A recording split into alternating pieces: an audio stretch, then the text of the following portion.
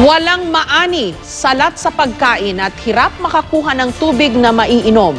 Ito ang kalbaryong iniinda ng marami nating mga kababayan ngayon sa gitnang Mindanao dahil sa bagsik ng El Nino. Pero hindi lang sila ang namumroblema.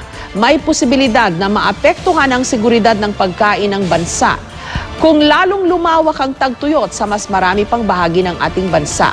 Sakit ng kalingkingan, dama ng buong katawan. Sabi ng mga dalubhasa, baka maging mas malakas ang kasalukuyang El Nino, hindi lang kumpara noong 1998, kundi sa lahat ng nagdaang El Nino sa ating kasaysayan. Ang Pag-asa noon pa raw Oktubre 2014, nagsimulang maglabas ng mga El Nino Advisory. Kinulang ba tayo sa panahon para maghanda o hindi lang natin pinansin ang mga babala? Karampatang atensyon at aksyon ang kinakailangan para malagpasan ang mga tumitinding hamon ng kalikasan.